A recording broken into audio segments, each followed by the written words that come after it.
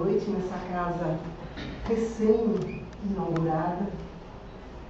Parabenizo todos os irmãos que aqui estiveram, abrindo, inaugurando, criando esse ponto de luz nessa casa, na nossa cidade. Mais uma oportunidade para mais pessoas terem acesso aos conhecimentos da doutrina espírita, aos conhecimentos do Mestre, e mais uma oportunidade para que possamos também nos melhorarmos e evoluirmos de acordo com os nossos interesses, porque oportunidades não nos faltam. Muitas vezes o que falta é um pouquinho de interesse da nossa parte. Parabenizo todos os fundadores da casa, que todos eles recebam um abraço fraternal. Bem, trouxe para vocês essa palestra dessa noite, chamada Brilhe Vossa Luz. Sempre que vou fazer alguma palestra, alguma preleção, eu procuro trazer sempre temas que sejam material, que sejam úteis para que vocês possam colocá-lo no dia a dia, para que vocês tenham a oportunidade de, através desse conhecimento, alcançar alguma coisa que o objetivo nosso qualquer, a nossa evolução espiritual. Esse é o nosso objetivo. E ao trazermos os temas aqui, nós estamos proporcionando mais uma oportunidade para que vocês possam aproveitar a ocasião e crescer um pouquinho mais.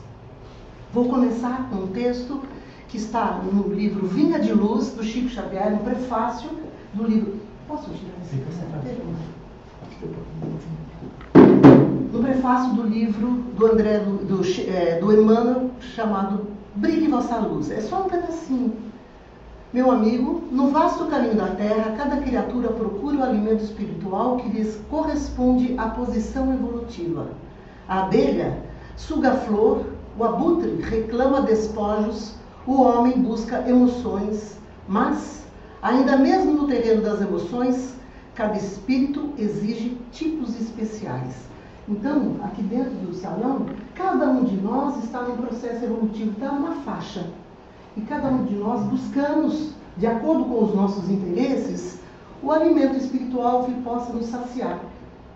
Estando dentro da casa espírita, é óbvio que a gente estará sempre buscando as palavras do Mestre, os seus exemplos, de todos os outros irmãos que vieram também depois do Mestre, antes do Mestre, para que nos ajude. No tempo que Jesus esteve aqui no planeta, ele encontrou da seguinte maneira o comportamento do homem. Para eles, naquela época, o importante era estar nos templos sagrados de Jerusalém, no mínimo 3 vezes por ano. Eles iam, buscavam, era obrigação para eles. Nessa época, o que eles almejavam? Ver Deus e serem vistos lá naquele ambiente. Era esse o objetivo deles. 3 vezes por ano, todos eles tinham a obrigação de ir a esses templos, buscar o contato com Deus. Passando essas épocas, eles eram homens muito rigorosos, eles seguiam as leis, eles ficavam sempre observando o que a lei dizia. Eram pessoas que tinham um comportamento dentro do templo. Fora do templo eram pessoas, às vezes, rudes, preconceituosas, partidárias, que tinha aquele grupo de pessoas que pertenciam àquela comunidade, e o que eles faziam? Ali, eles se reuniam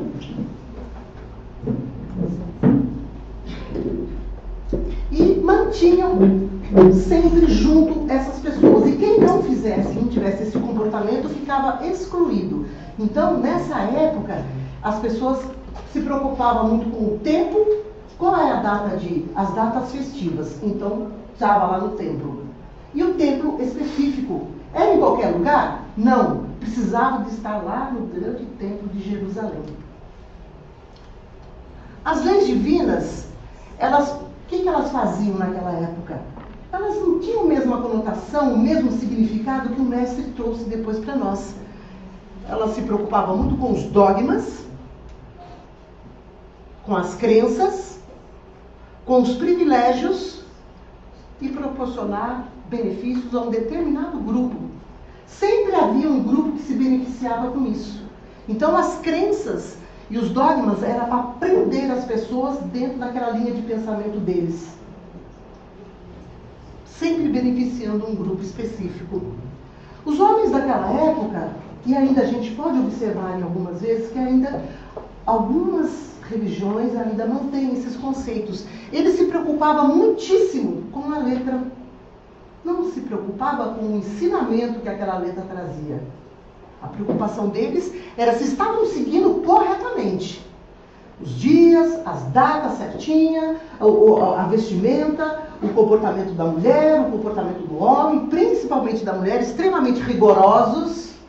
Né?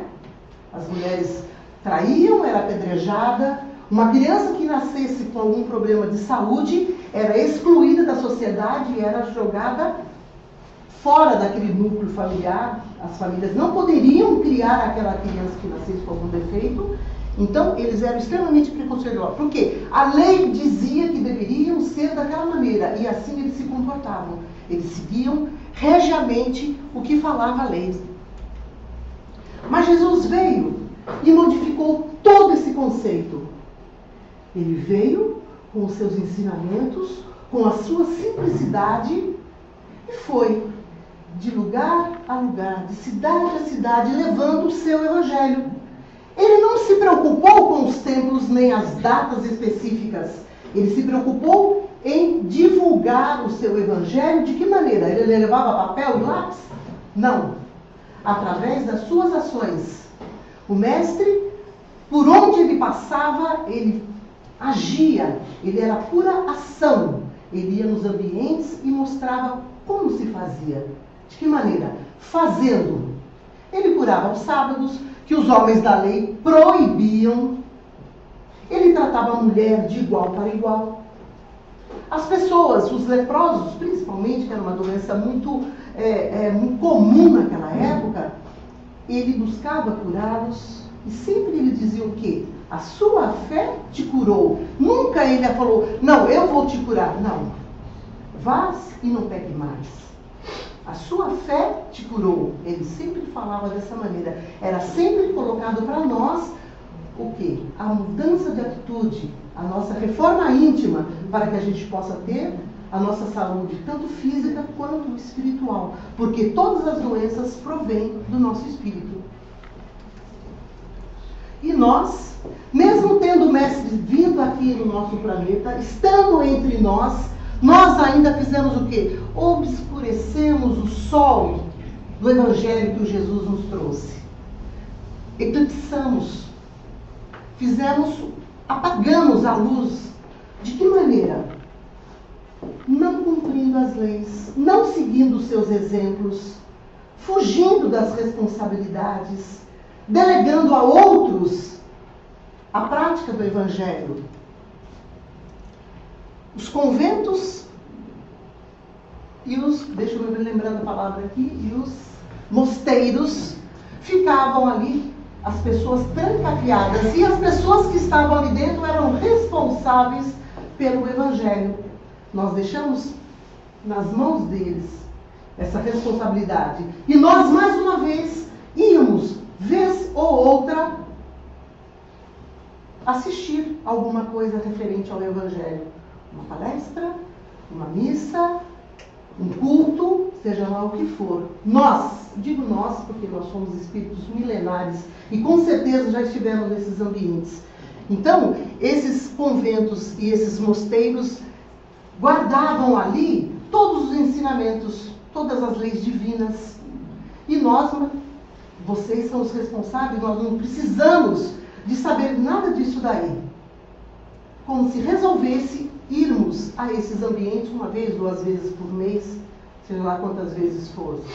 Nós ainda não havíamos compreendido, mesmo o mestre tendo nos explicado, vivenciado, nós ainda não tínhamos compreendido que enquanto não colocássemos em prática o Evangelho do mestre, nós ainda estaríamos aqui. E é o que está acontecendo com nós até hoje, né? Mas se eu não pertenço a uma comunidade que tem acesso ao Evangelho, a minha comunidade não tem acesso à cultura letrada, não existe livros, não tem nada. Eu sou um indígena, moro lá no meio do mato, ou uma pessoa que não tem acesso ao cristianismo, nem nunca ouviu falar. Então ela não tem direito de saber das leis divinas? Ela não vai ter nenhum momento para que ela possa conhecer a questão 621 do Livro dos Espíritos. Kardec pergunta aos espíritos superiores: aonde está escrita a lei divina? Muitos vão responder no Vedas, vão responder na Bíblia, vão responder no Alcorão, no Velho Testamento. Sim, em todos esses livros sagrados estão realmente as leis divinas. Mas se eu não tenho acesso a isso, se eu não sei ler, como é que eu faço para eu conhecer essas leis divinas? De que maneira eu vou ter acesso a isso? E os espíritos lhe respondem: na consciência. Está dentro da nossa consciência. Tanto é verdade, a gente não pode duvidar em momento nenhum disso, que quando nós fazemos alguma coisa errada, pesa. A gente fica: e agora? Como eu vou reparar isso? Porque nós sabemos que estamos errados, porque a nossa consciência está aqui. As leis divinas estão aqui dentro. Quando Deus nos criou, Ele colocou o chipzinho ali dentro, a sementinha do Evangelho dentro do nosso consciente. E na questão 621A, na sequência da 621, né, A agora, Kardec pergunta aos espíritos superiores: Pai, se Deus colocou as leis divinas no nosso consciente, por que Ele precisou que viesse alguém para trazer esses ensinamentos novamente? E os espíritos lhe respondem: porque eles as esqueceram ou as relegaram. Nós deixamos em segundo plano as leis divinas. Fizemos o quê? Deixamos para as pessoas que estavam nos templos, nos mosteiros, para elas o conhecimento e a divulgação do Evangelho. Nunca nos preocupamos em saber realmente o que era, colocar em prática. Não fizemos isso. Então, o pai sempre manda um dos seus filhos para relembrar as leis divinas, para que a gente possa novamente entrar no caminho evolutivo, que é o que todos nós buscamos. Cristo e o Evangelho é o sol do nosso planeta. É Ele que vai iluminar o coração de cada um de nós. É Ele que vai trazer a paz interior. E assim que tivermos a nossa paz interior, o que vai acontecer? Nós vamos conseguir colocar para fora. E todo o planeta onde a gente vive, que estamos num planeta de provas e expiações, que passará a ser um planeta de regeneração, o que vai acontecer? O planeta também vai modificar. O planeta também vai se regenerar. Por quê? Porque nós estaremos nos corrigindo, nos curando através do Evangelho e do sol que o Mestre Jesus nos trouxe para aquecer os nossos corações. E na questão 625 do Livro dos Espíritos também, Kardec pergunta: qual é o guia e modelo para que a gente possa seguir? Quem é? Quem é que Ele traz para nós? O nosso Pai Criador. Em toda a existência da humanidade, Ele sempre mandou vários irmãos aqui para que a gente possa ter acesso às leis divinas. Ele mandou o seu Filho querido, amado, que alcançou a sua evolução espiritual através das suas experiências também. E os espíritos superiores respondem: Jesus. Esse foi o guia e modelo mais perfeito que nós tivemos. Mas também tivemos muitos outros: Francisco de Assis, mais próximo, Chico Xavier, Irmã Dulce, Madre Teresa, e eu tenho um leque de nomes para a gente desfilar aqui, para dizer esses outros irmãos que vieram aqui, trazer também o conhecimento, a prática do Evangelho no nosso dia a dia. Mas Jesus, ali no Livro dos Espíritos é o guia e modelo, ele que nós devemos seguir. Nele nós podemos confiar e nele nós podemos pegar na mão e seguir em frente. Ele é o nosso irmão mais velho, ele nos ensina o caminho. Nós, moradores aqui de Ubatuba, para irmos lá na Praia do Lázaro, precisamos de um guia? Não precisamos, nós moramos aqui, a gente conhece.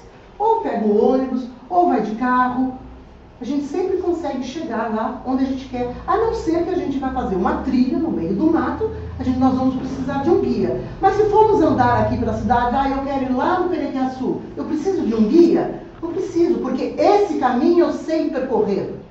Mas o caminho da evolução, nós ainda não sabemos, porque se soubéssemos, não estaríamos mais aqui. Já teríamos pegado o caminho e seguido em frente. Então Jesus veio aqui para nos ensinar esse caminho. E do filme Alice dos Países das Maravilhas, tem um pequeno trecho em que Alice conversa com o gatinho e que o gatinho, ela fala para o gatinho assim, qual o caminho eu devo seguir, né? E o gatinho responde para ela, olha, o caminho que você deve seguir, você que sabe qual o caminho que você quer seguir. Que caminho você quer seguir? Ela falou, eu não sei. Então, se você não sabe, qualquer caminho serve. E é isso que nós temos feito até hoje. Nós temos pego qualquer caminho e estamos dando volta, estamos andando em círculo por conta disso. O nosso Pai Criador trouxe o nosso irmão para nos mostrar o caminho. Ele veio aqui, morou aqui, viveu aqui por um determinado tempo, mostrou o caminho para nós. Ele pegou na nossa mão, é assim que vai. Ele virou as costas, o que nós fizemos? Esquecemos o caminho. Não seguimos os seus ensinamentos. Estamos até hoje nos debatendo, sofrendo por conta disso. Jesus, quando ele olhava para nós, ele fazia que nem como se fosse um scanner, aquele aparelho que tem nos aeroportos, e em outras regiões também tem, não só nos aeroportos, mas é muito comum nos aeroportos, que você passa no portal e o portal já detecta se tem alguma coisa. Jesus nos enxergava assim. Então ele sabia das nossas imperfeições, ele detectava todas as nossas imperfeições, mas ele enxergava muito além. Ele sabia que nós um dia seríamos espíritos evoluídos. Ele não enxergava só os nossos defeitos, ele enxergava acima de tudo a nossa capacidade evolutiva.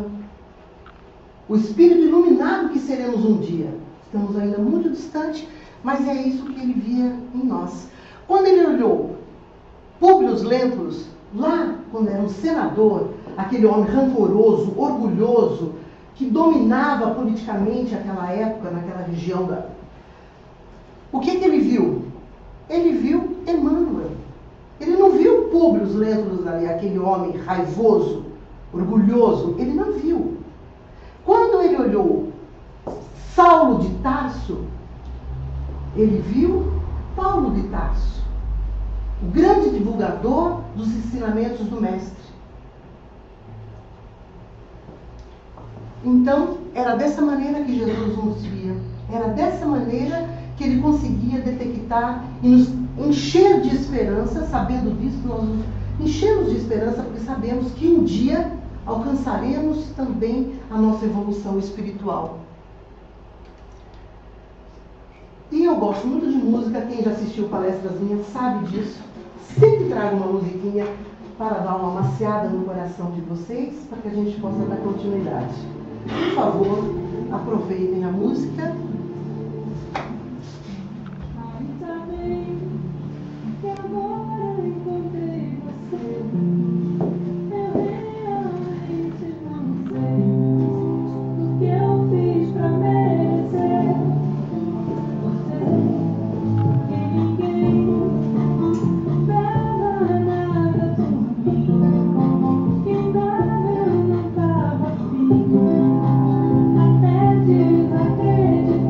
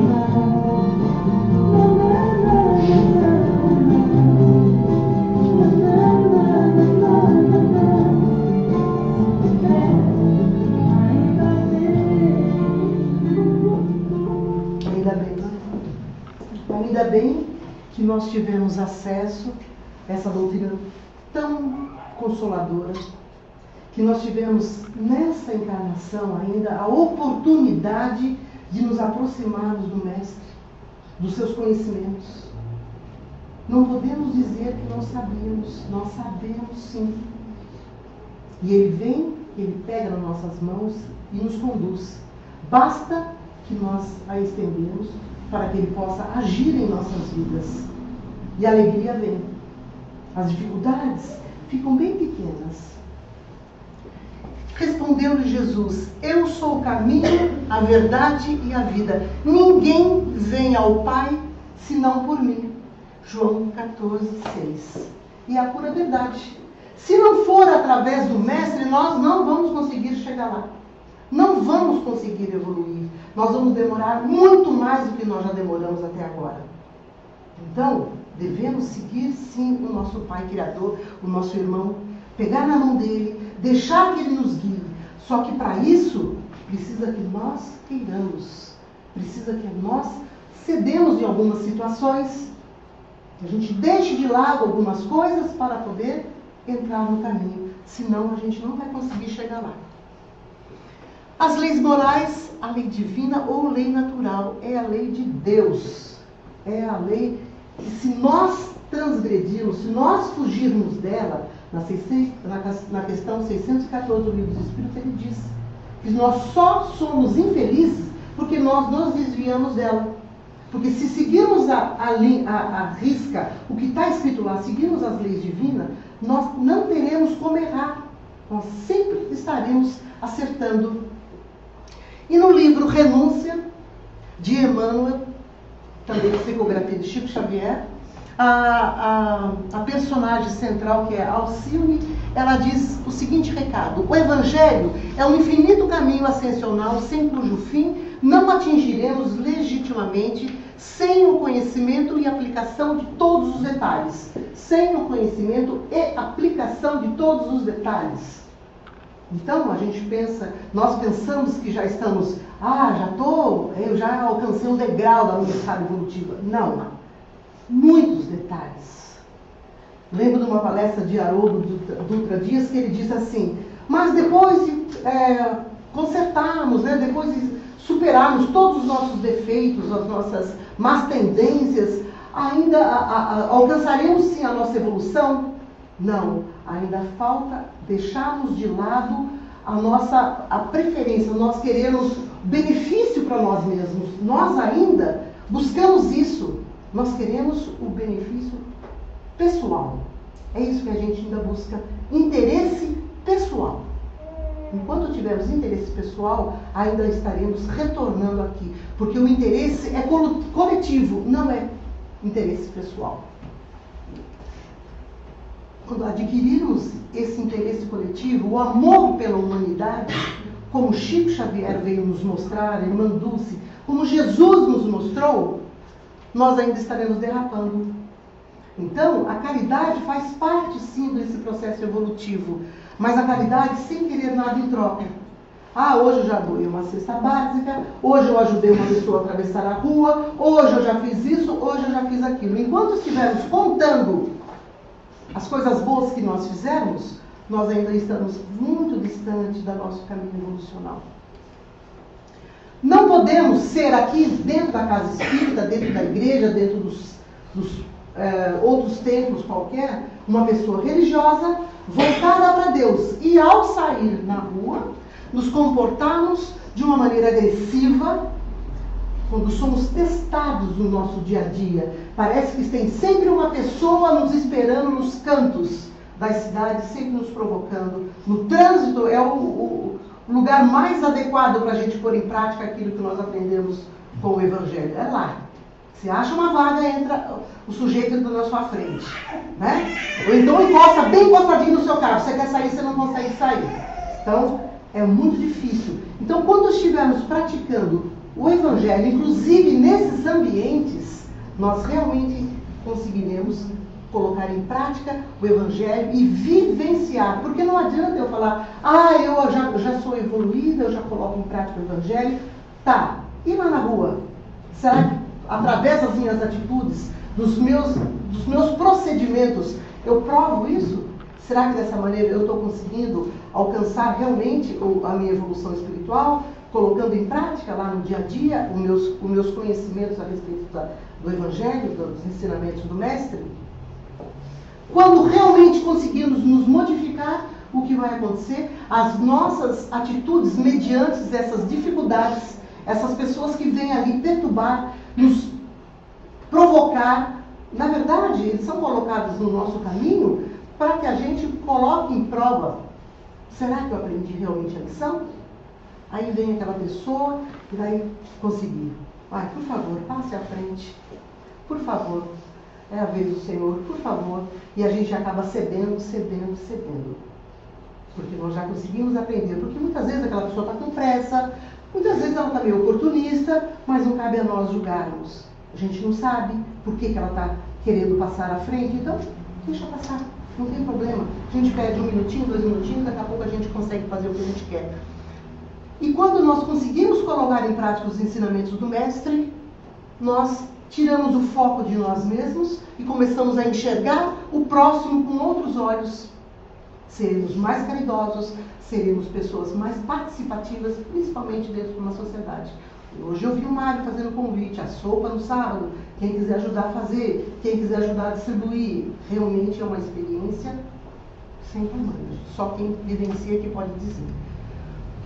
E do livro Vinha de Luz, um pequeno fragmento também está no prefácio do livro Vinha de Luz de Emmanuel.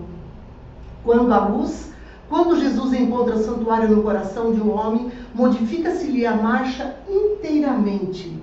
Não há mais lugar dentro dele para a adoração improdutiva, para a crença sem obras, para a fé inoperante. E é isso que a gente tem que entender. O Evangelho, os ensinamentos de Jesus, não é para a gente ficar adorando. Não. É para arregaçar as mangas e sair à luta, sair a campo, para poder colocar em prática esses ensinamentos. Trouxe aqui um saquinho de semente. Aqui. Giló morro. Redondo. Semente. É o giló? Não é. Eu queria comprar de amor perfeito. Mas aqui o Ubatuba é complicado. A gente compra o que acha. Eu achei giló. Eu adoro giló. Eu gosto de saladinha, refogadinha. Semente, mas é uma semente.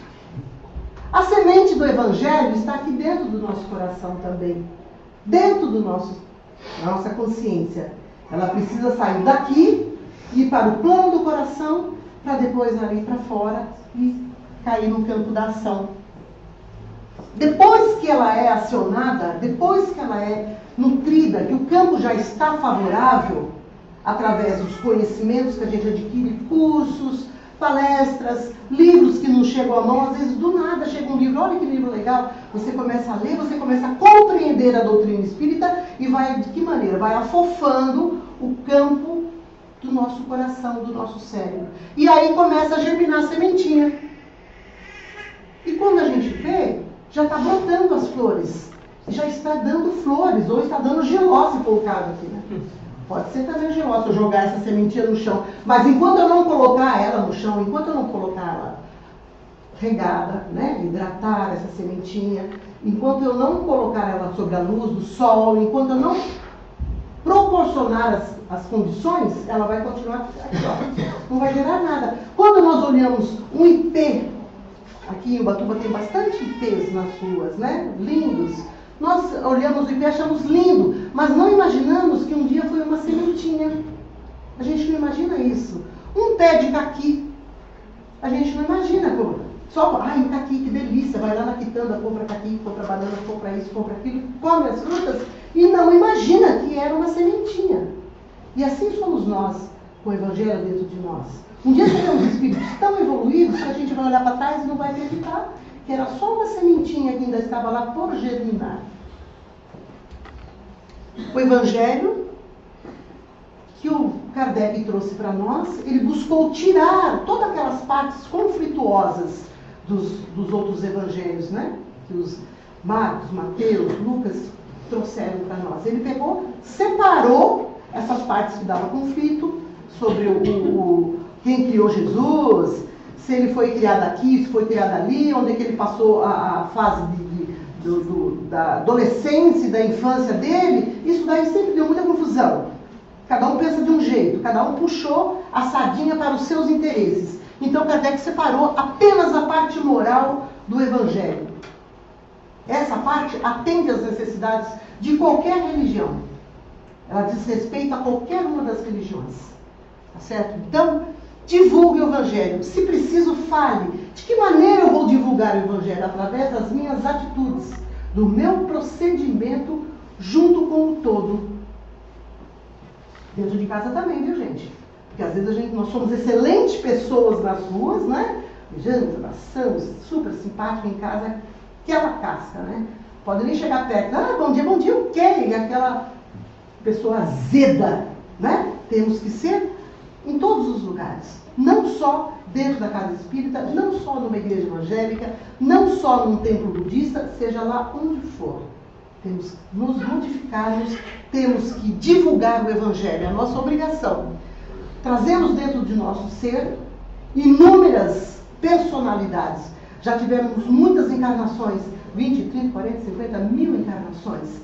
E dentro dessas encarnações, todos esses leque de pessoas e personalidades que trazemos dentro de nós, traz inúmeros hábitos que deverão ser modificados.